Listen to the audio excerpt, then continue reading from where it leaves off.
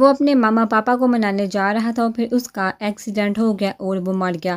اب وہ باقاعدہ آواز سے رو رہی تھی، آئے نور، خدا کا واسطہ ہے تمہاری پہیلیاں ختم ہو گئی ہوں تو مجھے سیدھے سیدھے بتا دو کون آبی کس کا ایکسیڈنٹ ہو گیا۔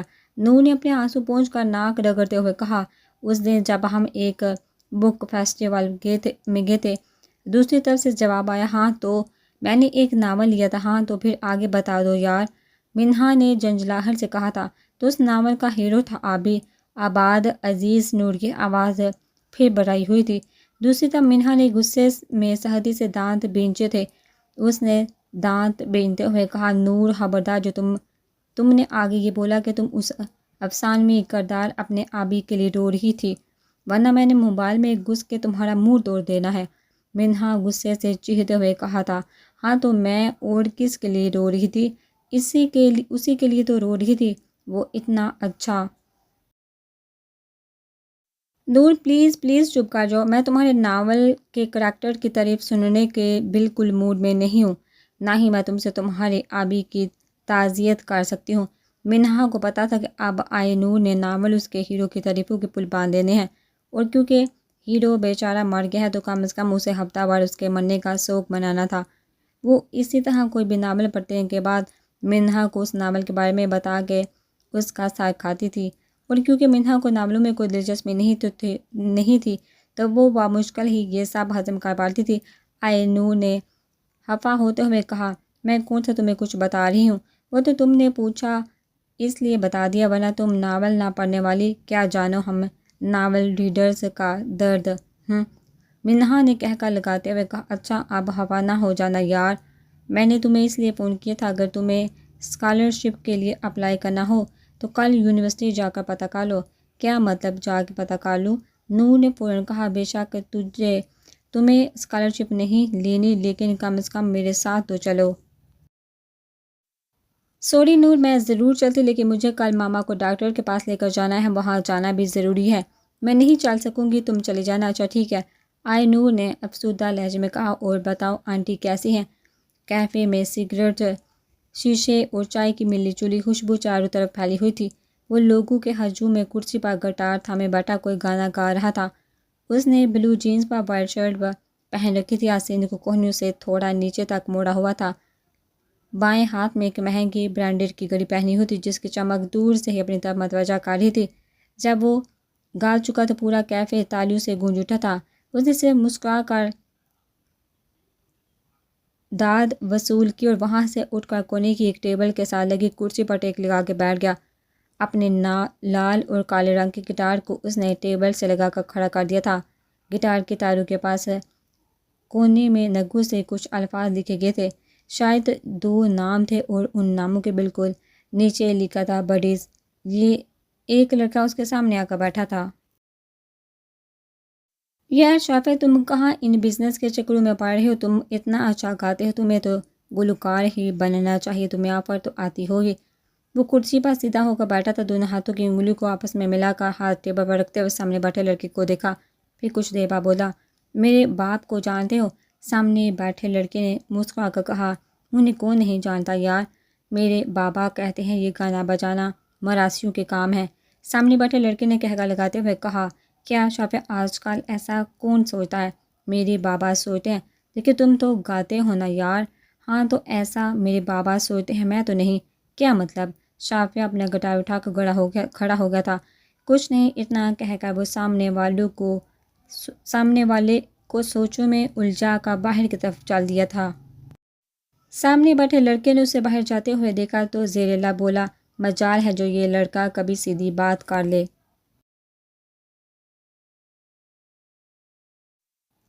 وہ ہاتھ میں سموسہ لیے کرسی پر بیٹھا سامنے والے شخص کو بہت غور سے دیکھ رہا تھا۔ سامنے ٹیبل پر 2 پلیٹ اور ایک خالی کین پڑا تھا، جس میں سے ایک پلیٹ میں تھوڑی سی فرائز تھے، جنہیں وہ وقتاً فوقتاً سموسے کے ساتھ منہ میں ڈال رہا تھا۔ دوسری پلیٹ کو دیکھ کر پتہ چل رہا تھا کہ کچھ دیر پہلے چاٹ سے انصاف کیا گیا ہے۔ ہاں تو آفتاب صاحب، آپ نیوٹن کا تھرڈ لا کب سنائیں گے؟ سوال بڑی سنجیدگی سے پوچھا گیا تھا۔ زیان، میں آپ کو پچھلے آدھے گھنٹے سے تقریباً ہر سبجیکٹ کا پیپر دے چکا ہوں، اب مجھے بخش دو۔ آفتاب صاحب کے چہرے پر جھنجھلاہٹ صاف واضح تھی۔ ارے آفتاب صاحب، وہی تو سوال پوچھے ہیں، دو ہی تو سوال پوچھے، بڑی معصومیت سے کہا گیا تھا۔ آپ اتنی بڑی یونیورسٹی کے اتنے بڑے عہدے پر فائز ہیں، اب مجھے ناچیز کا اتنا تو حق بنتا ہے کہ آپ کا تھوڑا سا امتحان ہی لے لیا جائے۔ اس نے 3 فرائض اٹھا کر ایک ساتھ منہ میں ڈالے تھے۔ اگر نہیں یاد تو سیدھے سیدھے بول دے کہ مجھے نہیں یاد، اس میں شرمانے والی کون سی بات ہے؟ آفتاب صاحب کو پتہ تھا یہ بولنے کا کہ انہیں نیوٹن کا 3rd لا نہیں یاد ان کے لیے کتنی بڑی حماقت ثابت ہوگا۔ زیان نے پوری یونیورسٹی میں یہ بات آگ تاں پھیلا دی تھی، وہ سے جھڑک بھی نہیں سکتے تھے، کیونکہ آخر وہ یونیورسٹی کے ایڈمیشن ڈائریکٹر کا بانچہ اور شہر کے بہت ہی قابل اور مشہور حیدر آفتاب کا بیٹا جو ٹھہرا۔ زیان اسی یونیورسٹی میں MBA کر رہا تھا۔ آج کل اس کا لاسٹ سیمسٹر چل رہا تھا۔ وہ مزاج کا نہایت ہی شوخ و چنچل تھا۔ یونیورسٹی میں تو اس نے اپنے لیے گھر جیسا ماحول بنایا ہوا تھا۔ اس کا معمول تھا کبھی کسی پروفیسر سے عجیب و غریب سوال کر کے انہیں پریشان کرنا، تو کبھی کسی اسٹوڈنٹ کے پیسوں سے کینٹین خالی کرنا۔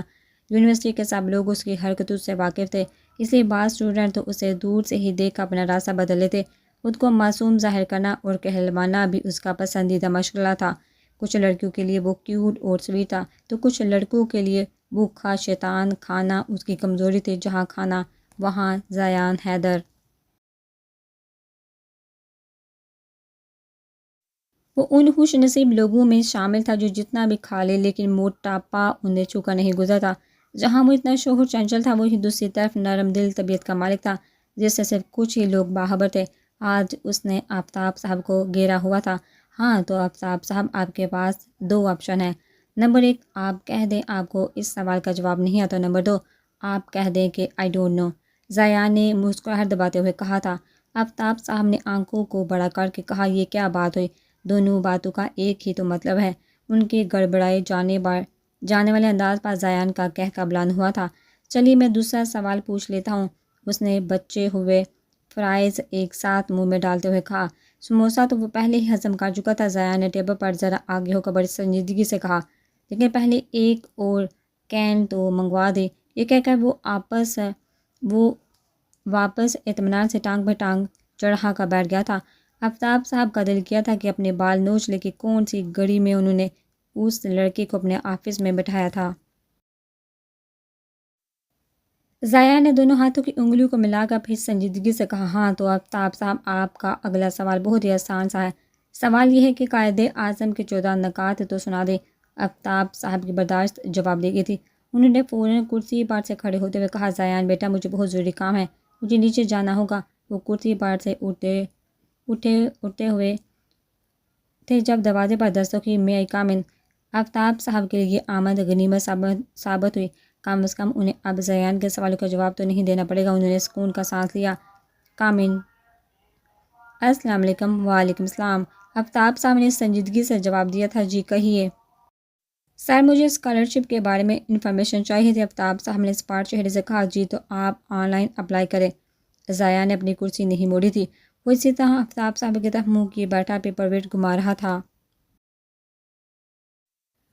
نور نے اپنی بوکھلاہٹ پر قابو پانے کی کوشش کی۔ وہ پہلی بار اس طرح اکیلی آئی تھی، ورنہ وہ ہمیشہ منہا یا اپنی کسی اور دوست کو ساتھ لاتی تھی۔ اگر اس یونیورسٹی میں ایڈمیشن کی اتنی خواہش نہ ہوتی تو وہ آج بھی یہاں اکیلے نہ آتی۔ سر، دراصل اسکالرشپ کے لیے یونیورسٹی نے جتنی پریزنٹیشن ریکوائرڈ کی ہے، میری اس سے کم % ہے، اس لیے میں پوچھنا چاہ رہی تھی، کم % والوں کا کوئی چانس ہے؟ نور نے جھجکتے ہوئے پوچھا۔ آپ کا نام کیا ہے؟ آفتاب صاحب نے پوچھا۔ آئی نور صدیقی۔ زیان اب تک خاموش بیٹھا ہوا تھا، شاید کچھ سوچ رہا تھا۔ دیکھیے مس آئی نور صدیقی، یونیورسٹی نے اپنے لیول کے حساب سے اسکالرشپ کے لیے % رکھی ہے۔ ہمارے یہاں قابل اسٹوڈنٹ کو ہی اسکالرشپ فراہم کی جاتی ہے، اور جو اس % کو کراس کرتے ہیں انہیں پھر ایک ٹیسٹ دینا پڑتا ہے۔ جو پاس ہوتا ہے ان میں سے بھی کچھ اسٹوڈنٹ کو ہی اسکالرشپ دی جاتی ہے، اور آپ کی تو % ہی اتنی نہیں جتنی جونی نے رکھی ہے۔ نور کو لگا تھا وہ اب رو دے گی۔ اس کی شدید خواہش تھی اس یونی میں ایڈمیشن کی۔ بابا ایڈمیشن کے لیے مان نہیں رہے تھے، اور اس یونیورسٹی کی فیس بھی بہت زیادہ تھی۔ اس نے کہا تھا وہ اسکالرشپ پر پڑھ لے گی، لیکن اسے پتہ تھا اسے یہاں اسکالرشپ بھی نہیں ملے گی۔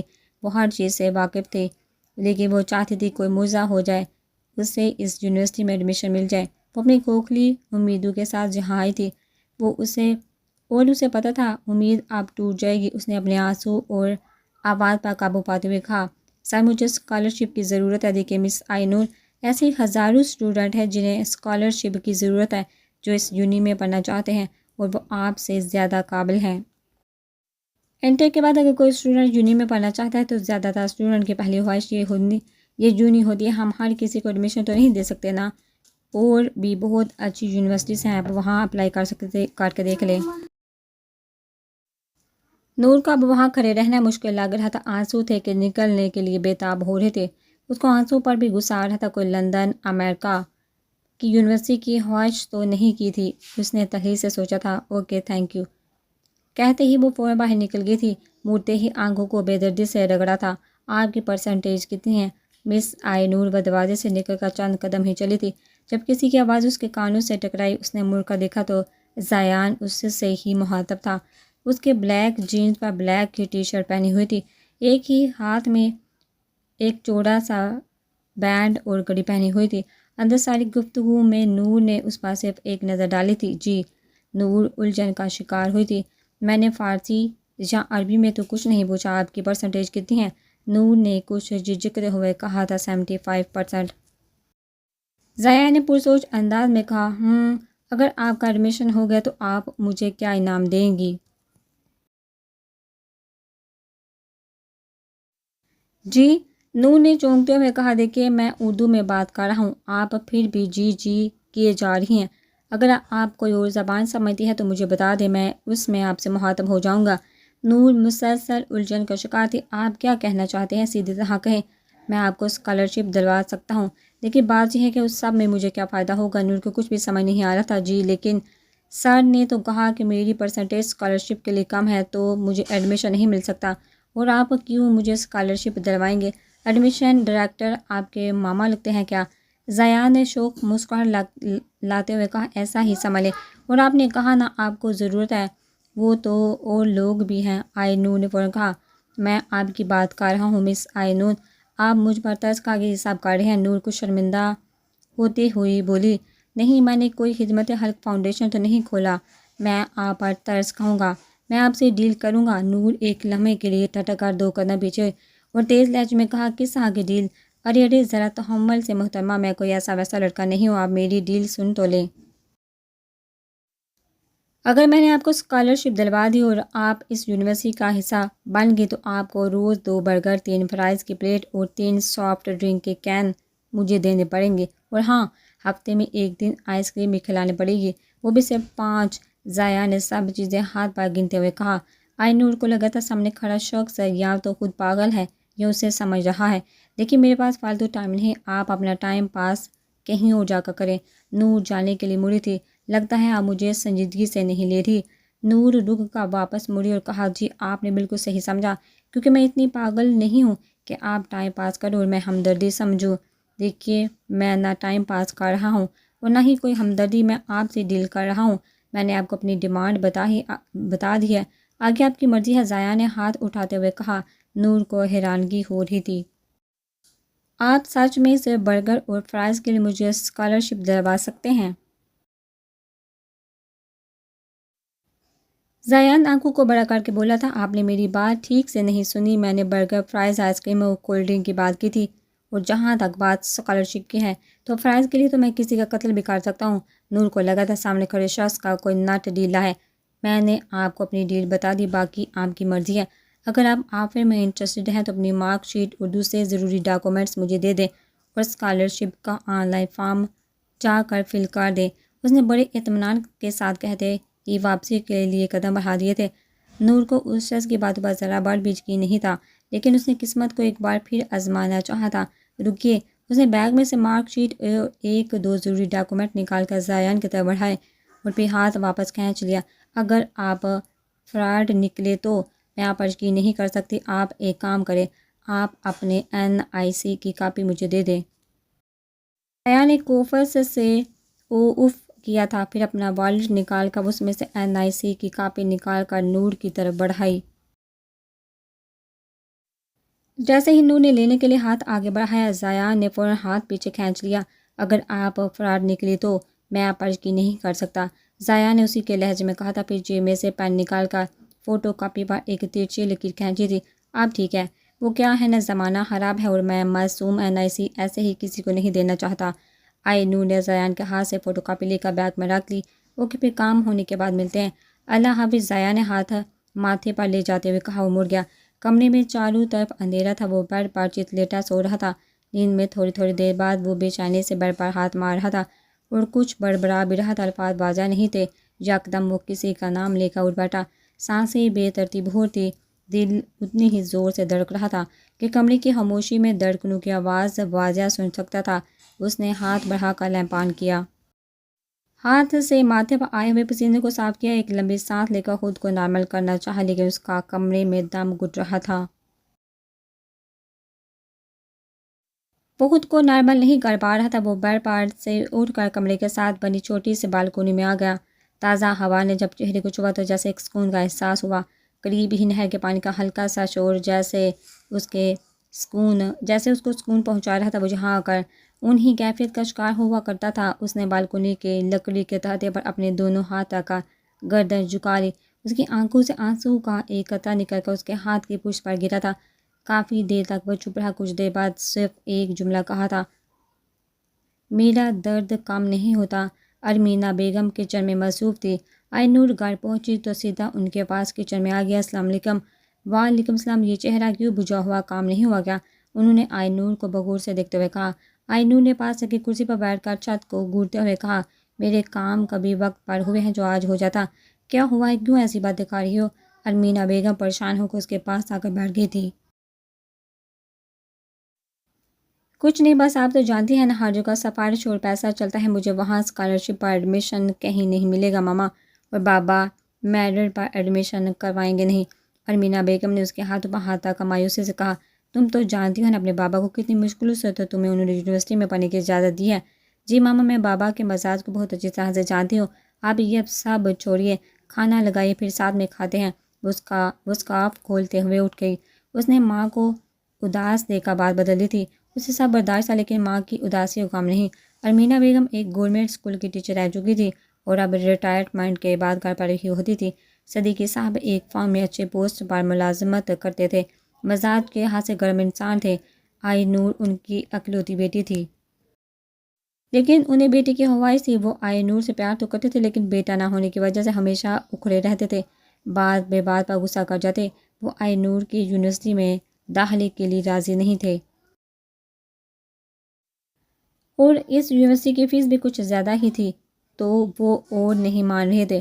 وہ اس کی شادی کرا دینا چاہتے تھے۔ آئی نور نے بہت منت سماجت سے انہیں راضی کیا تھا، لیکن انہوں نے کچھ شرائط رکھ دی تھی۔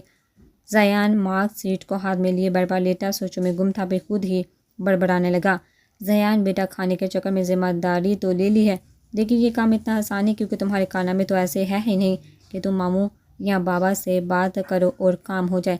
ماموں نے تو میری بات سننے سے پہلے انکار کر دینا ہے۔ وہ خود سے ہی باتوں میں مصروف تھا، پھر کچھ سوچنے لگا۔ اچانک آنکھوں میں چمک نمودار ہوئی، چٹکی بجاتے ہوئے بیڈ سے اٹھا، جیسے شیطانی دماغ میں ترکیب آ گئی ہو۔ زیان نے موبائل اٹھا کر آن کیا تو اسکرین پر تصویر جگمگا رہی تھی، میری جان تم کب اپنے جگر کے کام آؤ گے؟ اس نے اسکرین پر پیار کرنے کے لیے ہونٹ رکھے اور پھر ایک جھٹکے سے موبائل بیڈ پر پھینکا، ہونٹوں پر ہاتھ رکھا۔ تو باہر موبائل تو ایسے گرم ہو رہا ہے جیسے اپنے اوپر روٹیاں سینکی ہو، بدتمیز۔ اس نے موبائل کو اٹھا کر غصے سے دیکھا تھا اور پھر باہر کی طرف چال دی۔ جی ماما، میں ایئرپورٹ کے باہر ہوں۔ جی میٹنگ اچھی تھی، کچھ دیر میں گھر پہنچ جاؤں گا، اللہ حافظ۔ شافع نے موبائل کان سے ہٹا کر کیب کا دروازہ کھولا ہی تھا کہ کوئی بہت زور سے اس کی پیٹھ پر جھپٹا تھا۔ شافع نے فوراً اس کی گردن کو بازو میں زور سے دبوچا۔ ارے شافع، میں ہوں، چھوڑ یار، مارے گا کیا؟ شافع نے گرفت ڈھیلی کری تھی اور فوراً اس کے بازو میں سے نکل کر سامنے آیا تھا۔ جان سے مارو گے کیا؟ سارا ہیئر اسٹائل خراب کر دیا، اتنی محنت سے بنایا تھا۔ زیان اپنے بالوں پر ہاتھ پھیر کر منہ بناتے ہوئے بولا۔ شافع نے بڑی حیرت سے آنکھیں پھاڑے، پھر زیان کے پیٹ میں ہلکا سا گھونسا مار کر کہا، تم یہاں کیا کر رہے ہو؟ اور زیان جواب میں اتنی زور سے چیخا تھا کہ آس پاس سے گزرتے ہوئے لوگ ان کی طرف متوجہ ہو گئے۔ شافعہ نے سب کو نظر انداز کر کے زیان کو کھینچ کر زور سے گلے سے لگایا تھا۔ زیان نے بھی مضبوطی سے شافعہ کے گرد بازو پھیلا دیے تھے۔ صحیح ہے بھائی، پہلے گردن توڑو، پھر مکہ مارو، پھر اس طرح گلے لگا کر پسلیاں توڑ دو۔ شافعہ نے الگ ہوتے ہوئے کہا، زیادہ ڈرامے نہ کرو، ہاں تم پیار پیار میں ہمیں توڑ پھوڑ دو اور ہم ڈرامے بھی نہ کریں۔ زیان نے آنکھیں گھماتے ہوئے کہا، دونوں نے ایک زوردار کہکا لگایا تھا۔ تم یہ بتاؤ تم یہاں کیسے؟ شافعہ نے زیان کے بازو پر ہاتھ مارتے ہوئے کہا تھا۔ وہ دراصل ایک لڑکی ہے، اسے لینے آیا تھا، لیکن اب وہ مل نہیں رہی۔ ظاہر سی بات ہے تمہیں لینے آیا تھا، زیان نے جتاتے ہوئے کہا۔ میرا مطلب ہے تمہیں تو میں نے بتایا نہیں تھا کہ میں آج آ رہا ہوں، پھر تمہیں کیسے پتہ چلا؟ بس دیکھ لو، دل کو دل سے راہ ہوتی ہے، زیان نے بالوں میں ہاتھ پھیرتے ہوئے کہا۔ مجھے پتہ ہے ماما نے بتایا ہوگا۔ اچھا سنو زبان، زیان نے سنجیدگی سے کہا تھا۔ نہیں میں کچھ نہیں سن رہا، میں تجھے کچھ کھلانے کے موڈ میں نہیں ہوں، جو کھانا ہے گھر جا کے کھانا، چلو شاباش، شافعہ نے زیان کے گاڑی کی طرف جاتے ہوئے کہا تھا۔ بہت بوڑھے ہو یار تم تو، بندہ بغیر بلائے ایئرپورٹ لینے آیا، یہ نہیں کہ کم از کم جوس ہی پلا دے، سب گھر جا کر پینا، ماما انتظار کر رہی ہوں گی، شافعہ نے مرے بغیر کہا تھا۔ اچھا تم چلو، میں چپس اور جوس لے کر آتا ہوں۔ شافعہ گاڑی میں بیٹھ گیا تو کچھ دیر بعد زیان گاڑی میں آ کر بیٹھا تو ہاتھ میں 3 چپس کے پیکٹ اور 2 کین لیے ہوئے تھا۔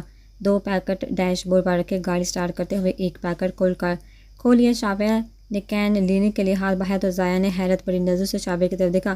کیا تم تو گھر جا کر کھاؤ گے پیو گے نا؟ اچھا تو تمہیں ابھی اور پٹنا ہے؟ شافعہ نے مکہ بناتے ہوئے زیان کی طرف دیکھا تھا۔ اچھا دیتا ہوں بھائی، تم تو خون خرابہ کرنے پر تلے ہوئے ہو۔ زیان نے ایک کین شافعہ کی طرف بڑھا دیا تھا۔ زیان نے گاڑی سٹارٹ کرتے ہوئے جیب میں سے والر نکال کر شافعہ کی طرف بڑھایا۔ شافعہ نے سوالیہ نظر سے زیان کی طرف دیکھا۔ زیان نے دانت نکالتے ہوئے کہا، رکھ لو، تمہارے ہی لیے ہیں، اور اگلے لمحے زیان شافعہ کے مکے کا حقدار بنا تھا۔ آئی نور نے آن لائن فارم بھر کر جمع کروا دیا تھا۔ اب وہ بیڈ پر لیٹی سوچوں میں گم تھی۔ امید اسے ذرا بڑھ بھی نہیں تھی، بس ایک خواہش تھی اور بہت ساری دعائیں تھیں کہ کاش معجزہ ہو جائے۔ لیٹے لیٹے اسے اپنی ایک کلاس فیلو یاد آ گئی۔ وہ لوگ کینٹین میں بیٹھے باتیں کر رہے تھے۔ جب اس کے دوست نے آئی نور سے پوچھا، نور تم کس یونیورسٹی میں ایڈمیشن لوگے؟ نور نے یونیورسٹی کا نام بتایا تو اس کے دوست نے کہا، اس یونیورسٹی میں تو میرے بابا آسانی سے ایڈمیشن کروا دیں گے میرا، لیکن مجھے یہ یونیورسٹی پسند نہیں، میں ماسٹرز باہر جا کر کروں گی۔ آئی نور کو پتہ تھا وہ کہیں بھی ایڈمیشن لے سکتی ہے، اس کے بابا بہت بڑے آدمی تھے۔ پھر اسے اپنے گھر کام کرنے والی بوا یاد آئی۔ ایک دن وہ اپنے نئے شوز اور کپڑے نکال کر انہیں دے رہی تھی، تب ان کے چہرے پر کتنی والہانہ خوشی تھی، جبکہ نور کو وہ کپڑے اور شوز ایک آنکھ نہیں پائے تھے۔ پتہ ہے انسان کو پتہ بھی نہیں ہوتا کہ جو چیز ہمارے لیے اہم ہے وہ دوسروں کے لیے کتنی معمولی ہے، اور ہمیں بھی یہ نہیں پتہ ہوتا جو چیز ہمارے لیے معمولی ہے وہ کسی اور کے لیے کتنی اہم ہے۔ نور نے خود سے سرگوشی کی۔ وہ لوگ کھانے کی میز پر بیٹھے کھانا کھا رہے تھے۔ ماحول ہنسا گرم محسوس ہو رہا تھا۔ تہمینہ بیگم کچھ نہ کچھ اٹھا کر شافعہ زیان کی پلیٹ میں ڈال رہی تھی۔ کھانا خاموشی سے کھایا جا رہا تھا، کوئی کسی کی طرف متوجہ نہیں تھا، اور زیان تو ایسے معصوم بن کر کھا رہا تھا جیسے اس نے اپنے اندر کی ندیدے شیطان کو نیند کی گولیاں کھلا کر سلا دیا ہو۔ خاموشی کے طویل وقفے کے بعد یہ خاموشی تہمینہ بیگم نے ہی توڑی۔ زیان بیٹا، اب تو لاسٹ سیمسٹر چل رہا ہے تم لوگوں کا، تو پڑھائی مکمل کرنے کے بعد کیا ارادہ ہے؟ اگر سامنے تیمور علی وارثی نہ بیٹھے ہوتے تو وہ کہتا، ارادہ کیا کرنا ہے آنٹی، پڑھائی ختم ہو جائے بس، پھر گھومیں گے پھریں گے، ناچیں گے گائیں گے، عیش کریں گے، اور کیا؟ لیکن اس نے نہایت ہی مہذب لہجے میں جواب دیا، آنٹی بس پڑھائی ختم ہو جائے تو انشاءاللہ بزنس سیٹ کرنے کا سوچوں گا، انکل کی طرح بڑا بزنس مین جو بننا ہے، اس نے مسکراتے ہوئے تیمور صاحب کی طرف اشارہ کرتے ہوئے کہا تھا۔ انہوں نے کوئی رد عمل ظاہر نہیں کیا تھا، وہ خاموشی سے کھانے میں مصروف تھے۔ یہ ہو سکتا ہے پی ایچ ڈی کے لیے باہر چلا جاؤں۔ شافعہ نے نظریں گھما کر زیان کو دیکھا، جیسے بول رہا، او ہو پی ایچ ڈی، او۔ زیان کی مسکراہٹ گہری ہوگی۔ اچھی بات ہے، تیمور صاحب مخاطب ہوئے تھے، انسان کو زندگی میں کچھ بننا ہوتا ہے تو محنت کرنی پڑتی ہے، اعلیٰ تعلیم حاصل کرنی پڑتی ہے، اپنے بڑوں کی سننی ہوتی ہے۔ انہوں نے لفظوں پر زور دیتے ہوئے شافعہ کی طرف دیکھا۔ شافعہ نے چمچہ منہ کی طرف بڑھایا تھا، پھر واپس پلیٹ میں رکھ دیا۔ جب بھی چبھتی ہوئی نظر تیمور صاحب پر ڈال کر وہ ٹیبل سے اٹھ کر، وہاں یہ سب پہلی بار تو نہ ہوا تھا۔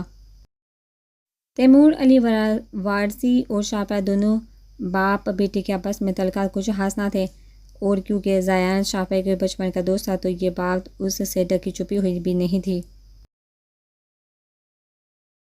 تیمور علی وارثی کاروباری دنیا کا جانا مانا نام۔ تیمور صاحب کا نام شہر کے چند بڑے اور کامیاب بزنس مین میں شمار کیا جاتا تھا۔ ماضی میں وہ سیاست سے بھی منسلک رہ چکے تھے، لیکن اب سیاست چھوڑ کر وہ صرف کاروبار دنیا سے منسلک تھے، لیکن پھر بھی سیاسی سرگرمیوں میں پیش نظر آتے تھے۔ تیمور وارثی دو بھائی ہیں۔ ان کا بھائی ان کی ماں کے ساتھ گاؤں میں رہتا ہے۔ گاؤں میں ان کی اپنی حویلی ہے، کئی ایکڑ زمینیں آباد ہیں، کچھ پھل اور میوے کے باغات ہیں جہاں سے پھل اور میوے شہر میں لا کر فروخت کیے جاتے ہیں۔ یہ ساری معاملات ان کے بھائی کے ذمہ ہیں۔ تیمور علی وارثی ایک اور ایک دو نہیں، ایک اور ایک 11 بنانے کے فارمولے پر یقین رکھتے ہیں۔ کب کہاں کون انہیں کتنا فائدہ اور نقصان پہنچا سکتا ہے وہ بہت اچھے سے جانتے ہیں۔ پیسے کمانا ان کا شوق نہیں، ان کا جنون ہے، اور وہ شافعہ سے بھی یہی امید رکھتے تھے، لیکن شافعہ بڑے مزے سے ان کی امیدوں پر پانی پھیر دیتا تھا۔ دونوں باپ بیٹے میں جیسے شروع سے ہی 36 کا ایکڑا ہے۔ تیمور صاحب شافعہ کو اپنے حساب سے چلانا چاہتے ہیں، وہ اسے بھی پیسہ بنانے کے کھیل میں شامل کرنا چاہتے ہیں، لیکن شافعہ ان کے کسی بھی حکم کی پیروی کرنے کے بجائے اس کا الٹ ہی کرتا ہے۔ انہوں نے کبھی شافعہ کی خواہش کا مان نہیں رکھا۔ شافعہ نے گانے کو ہمیشہ شوق تک محدود رکھا، کبھی اسے پیسے بنانے کا نہیں سوچا، لیکن کبھی وہ کالج یا یونیورسٹی وغیرہ کے کانسرٹ میں گا لیتا تو وہ دن شافعہ کے ذلیل ہونے کا دن ہوتا۔ شافعہ نے فوج میں جانے کی خواہش ظاہر کی تو انہوں نے اسے ایک طویل لیکچر سے نوازیا۔ تمہیں کیا لگتا ہے کہ میں تمہیں اس لیے اتنا پڑھا لکھا رہا ہوں، اس لیے تم پر اتنا پیسہ لگا رہا ہوں کہ تم حب الوطنی دکھاؤ، فوج میں جاؤ، بڑی جوانی میں شہید ہو جاؤ؟ تم میرے اکلوتے بیٹے ہو اور یاد رکھو جیسا میں چاہوں گا تم ویسا ہی کرو گے۔ حب الوطنی کا اتنا ہی شوق ہے تو سیاست میں آ جاؤ، پارٹی جوائن کرو، نہ کہ سرحدوں پر تپتی دو میں خاک چھانو۔ فوج میں جا کر اس ملک کے لیے جتنا بھی کر لو گے اپنے ہی لوگوں سے گالیاں کھاؤ گے۔ تیمور وارثی کی باتیں سن کر شافعہ کو اپنے اندر شعلے اٹھتے ہوئے محسوس ہوئے تھے۔ ضبط سے اس کے کان کے لوہیں تک سرخ ہو گئی تھی۔ شافعہ نے ان کی طرف چبھتی ہوئی نگاہ ڈالی اور ان کی آنکھوں میں آنکھیں ڈال کر بولا، آپ کتنے کمزور ہیں یہ تو مجھے پتا تھا، لیکن آپ کی سوچ کتنی گھٹیا ہے یہ مجھے آج پتہ چلا ہے۔ اور اگلے لمحے تیمور شاہ نے چیختے ہوئے شافعہ کے منہ پر تھپڑ دے مارا تھا۔ اسی دن کے لیے تم پر اتنا پیسہ لگایا کہ تم مجھے ہی گھٹیا اور کمزور کو تیمور وارثی داڑے تھے، جو تم اپنی ماں کے تحت نمک حرام میرے ماں کے بارے میں ایک لفظ مت کہے گا تیمور صاحب۔ اس نے شہادت کی انگلی کو اٹھاتے ہوئے تنبیہ کرنے والے انداز میں کہا، ایک لفظ برداشت نہیں کروں گا میں اپنی ماں کے لیے۔ یہ بولتے ہی وہ وہاں رکا نہیں تھا، باہر نکل گیا تھا۔ شافعہ تیمور صاحب سے نفرت بچپن سے ہی کرتا تھا، لیکن طلحہ کلامی کی شروعات آج ہوئی تھی اور اب ساری عمر جاری رہنی تھی۔ جس طرح تیمور صاحب نے شافعہ کی خواہش کو اپنی انا کے آگے روندا تھا، اسی طرح پھر شافعہ نے بھی ان کی ہر بات کا الٹ کرنے کی ٹھان لی تھی۔ وہ چاہتے تھے شافعہ باہر جا کر پڑھے۔ شافعہ نے زیان کے ساتھ یونیورسٹی میں داخلہ لے لیا اور وہ چاہتے تھے شافعہ سیاست میں دلچسپی لے۔ شافعہ نے سیاست کو سمجھ سے ہی منع کر دیا۔ وہ چاہتے تھے شافعہ پڑھائی مکمل ہونے کے بعد ان کا بزنس سنبھالے، لیکن شافعہ نے پڑھائی پوری کرنے کے بعد اپنا بزنس جمانے کا سوچ لیا تھا، جس کی تیاری وہ ابھی سے کر رہا تھا۔ تیمور صاحب نے کچھ اور بھی سوچ رکھا تھا، وہ انہیں پتہ تھا وہ ان کی اس بات کا بھی کچھ الٹ ہی کرے گا۔ نفرتوں کا پھاڑ کم ہونے کی بجائے دن بدن بڑھتا ہی جا رہا تھا۔ تیمور علی وارثی اپنی انا کے پکے تھے، جھکنا انہوں نے سیکھا نہیں تھا، تو پھر شافعہ بھی انہی کا بیٹا تھا۔ شافعہ کی ان سے نفرت کی وجہ کچھ اور بھی تھی، خواہش تو محض بہانہ تھی، اور وہ یہ وجہ کیا تھی وہ صرف شافعہ اور وہی جانتے تھے۔ شافعہ کے ان کے چلے جانے کے بعد زیان کو اپنا وہاں بیٹھنا معیوب لگا، اس لیے وہ بھی معذرت کر کے وہاں سے چلا گیا۔ باہر تیمور وارثی ویلا کے کشادہ لان میں خوبصورت سے فوارے کی ایک طرف ہی کچھ کرسیاں لگی ہوئی تھی۔ فوارے میں لگی ہوئی لائٹ لان کو اور خوبصورت بنا رہی تھی۔ شافعہ وہیں فوارے سے گرتے ہوئے پانی پر نظر جمائے کرسی پر بیٹھا سگریٹ کی کش لے رہا تھا۔ زیان کو آتے دیکھا تو سگریٹ کو پیروں تلے مسل دیا۔ پیلو پیلو ماما کو نہیں بتاؤں گا، پیلو پیلو ماما کو نہیں بتاؤں گا، زیان نے سامنے کرسی پر بیٹھتے ہوئے کہا۔ شافعہ نے مسکراتے ہوئے پوچھا، کس کی ماما کو، اپنی یا میری؟ دونوں کو نہیں بتاؤں گا، کیونکہ کان تو دونوں نے ہی کھینچنے ہیں اگر بتا دیا تو، لیکن شرط یہ ہے کہ تمہیں ایک فیور دینا پڑے گی۔ ہاں میں تو بھول ہی گیا، زیان حیدر بنا مطلب کے کوئی کام نہیں کرتا، لیکن میں تمہیں ابھی کہیں کچھ کھلانے نہیں لے کے جاؤں گا، میں تھکا ہوا ہوں، شافعہ نے کرسی سے ٹیک لگاتے ہوئے کہا۔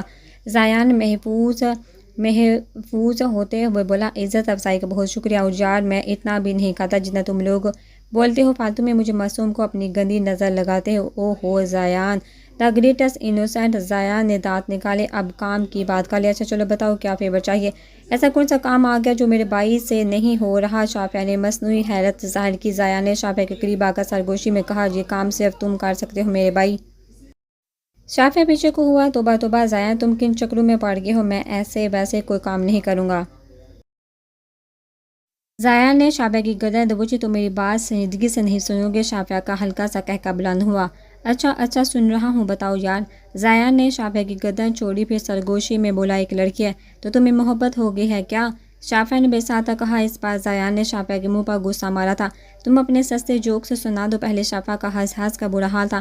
یار تم بار بار اتنے سنجیدہ ہو رہی اور مجھ سے تمہاری یہ شکل برداشت نہیں ہو رہی۔ شافعہ بھی ہنسا۔ زیان کھا جانے والی نظروں سے اسے گھور رہا تھا۔ شافعہ نے اپنی ہنسی پر قابو پاتے ہوئے ہاتھ اوپر کرتے ہوئے کہا، اوکے اب ہم سیریس ہو کر بات کرتے ہیں۔ لیکن جیسے ہی زیان نے سنجیدگی سے بات شروع کی، زیان کی شکل دیکھ کر شافعہ کی پھر ہنسی چھوٹ گئی۔ یار میرے برگر اور فرائز ذائقہ پر لگے ہوئے ہیں اور تمہیں مذاق سوج رہا ہے۔ اچھا بھائی بتاؤ مجھے، کس نے تمہارے برگر اور فرائز ذائقہ پر لگا دیے ہیں؟ شافعہ نے زیان کے گلے میں ہاتھ ڈالتے ہوئے کہا تھا۔ خبردار جو تم اب دانت نکالے، ورنہ یہ دانت پھر کبھی منہ میں نہیں دکھیں گے۔ اچھا ٹھیک ہے، آپ بتاؤ بھی۔ یار کچھ دن پہلے یونیورسٹی میں ایک لڑکی ملی۔ زیان نے اپنی اور آئے نور کی ملاقات کا قصہ الف سے یہ تک سنا دیا۔ ساری کہانی سنانے کے بعد زیان شافعہ کے کسی رد عمل کا منتظر تھا۔ تم یہ چاہتے ہو کہ میں اس انجان لڑکی کا اسکالرشپ دلواؤں؟ ہاں بالکل ایسا ہی ہے۔ کس خوشی میں بھائی، میری کیا خالہ کی بیٹی لگتی ہے؟ شافعہ کے انداز سے ظاہر ہو رہا تھا کہ وہ ایسا کچھ کرنے کا ارادہ نہیں رکھتا۔ یار شافعہ پلیز، میں نے اس سے ڈیل کیا ہے، تم انکل سے بات کرو گے تو وہ کچھ پوچھے بغیر یہ کام کر دیں گے۔ میری تو شکل دیکھ کر ہی انہوں نے منع کر دینا ہے۔ اپنے بھائی کے لیے اتنا نہیں کر سکتے؟ زیان نے معصوم شکل بناتے ہوئے کہا۔ شافعہ نے پہلے کچھ سوچا پھر کہا، اچھا ٹھیک ہے میں بات کروں گا، لیکن اگر انہوں نے منع کر دیا تو میں انہیں اصرار نہیں کروں گا۔ ارے ٹھیک ہے میرے بھائی، تم بات تو کرو۔ زیان نے فوراً شافعہ کو گلے لگا کر اس کے گال پر پیار کیا تھا۔ شافعہ نے ایک دم زور سے زیان کو پیچھے دھکا دیا۔ یہ گلے لگانے تک تو ٹھیک ہے، لیکن یہ سب میرے ساتھ نہیں چلے گا۔ شافعہ نے گال صاف کرتے ہوئے مصنوعی غصے سے کہا، اور اگلے لمحے زیان نے پھر شافعہ کے گال پر پیار کرتے ہوئے کہا تھا، بھائی ہو میرے، میں تو کروں گا، روک سکو تو روک لو۔ یہ بول کر اس نے دوڑ لگا دی تھی اور شافعہ اس کے پیچھے اسے مارنے بھاگا تھا۔ ماما، ہاں ماما کی گڑیا، کتنا ٹائم ہو گیا، ہم لوگ کہیں باہر نہیں گئے، کہیں چلے؟ آئے نور اپنی ماما کی گود میں سادہ کر لیٹی ہوئی تھی۔ ارمینا بیگم نے اس کے سر پر پیار سے ہاتھ پھیرتے ہوئے کہا، کہاں جائیں گے؟ تمہیں پتہ تو ہے تمہارے بابا نے خود کو کاموں میں کتنا الجھایا ہوا ہے، اور ٹائم کہاں ہوگا ان کے پاس۔ مینہا سے پوچھو، میں کہوں گی تو وہ منع نہیں کرے گی، لیکن آپ پہلے بابا سے اجازت لے لیں، کہیں غصہ نہ ہو جائے، ارمینا بیگم سوچتے ہوئے بولی۔ اچھا پہلے میں تمہارے بابا سے فون کر کے پوچھ لوں، پھر تم مینہا کو فون کرنا، آئے نور نے جھجکتے ہوئے کہا۔ اوکے تو کریں جلدی سے فون۔ نور نے فوراً اپنا موبائل انہیں تھما دیا تھا۔ جب وہ بات کر کے فارغ ہوئی تو نور ان کے جواب کی منتظر تھی۔ کیا کہا بابا نے؟ اسے ڈر تھا کہ کہیں منع نہ کر دیا ہو، اجازت دے دی ہے انہوں نے، لیکن کہا کہ جلدی آ جانا۔ نور خوشی سے چہرے دی اور پھر ارمینا بیگم کو زور سے گلے لگا کر انہیں پیار کیا تھا۔ Love you mama, love you too mama کی جان، میں مینہا کو فون کرتی ہوں جب تک آپ تیار ہو جائیے۔ آئے نور فون لے کر کمرے میں چلی گئی تھی۔ کچھ دیر بعد وہ کپڑے چینج کر کے باہر نکلی۔ اس نے پنک کلر کی قمیض پر بلیک کلر کا دوپٹہ اور پاجامہ پہنا ہوا تھا۔ دوپٹے کو اسکارف کی طرح چہرے کے گرد لپیٹا ہوا تھا۔ ماما میں نے مینہا کو فون کر لیا ہے، اس کی ماما بھی چل رہی ہیں، اور جاتے ہوئے اشر بھائی چھوڑ دیں گے۔ اس نے ہاتھ میں گھڑی باندھتے ہوئے کہا، چلو یہ تو اچھا ہو گیا، ورنہ میں تم دونوں کے بیچ میں بور ہو جاتی۔ کچھ دیر بعد مینہا اپنے بھائی اور امی کے ساتھ ان کے گھر کے باہر موجود تھی۔ اشر نے گاڑی کا ہارن دیا تو نور بالکونی کی طرف بھاگی۔ بالکونی سے جھانک کر دیکھا تو مینہا گاڑی کے دروازے میں سے سر نکال کے اسے آنے کا اشارہ کر رہی تھی۔ آئے نور نے بھی اشارے سے کہا، آ رہی ہوں۔ اندر آ کر اس نے صوفے پر سے اپنی چادر اٹھا کر شانوں پر پھیلائی۔ ماما میں نیچے جا رہی ہوں، جلدی آ جائیے۔ اپنے پرس اٹھا کر نیچے چل دی۔ ارمینا بیگم بھی اس کے پیچھے ہی آ گئی تھی۔ السلام علیکم، اس نے گاڑی میں بیٹھتے ہوئے کہا۔ ارمینا بیگم مینہا کی امی سے مل رہی تھی۔ سو لیڈیز، آپ لوگوں کا میل ملاپ ہو گیا ہو تو بتا دیں آپ لوگوں کو کہاں جانے کا پروگرام ہے، اشر نے کہا تھا۔ سی سائڈ چلتے ہیں، ابھی وہاں قریب ہی ایک نیا ریسٹورینٹ بھی کھلا ہے، منہا نے کہا۔ چلو ٹھیک ہے، وہیں چلتے ہیں، سب نے حامی بھر لی تھی۔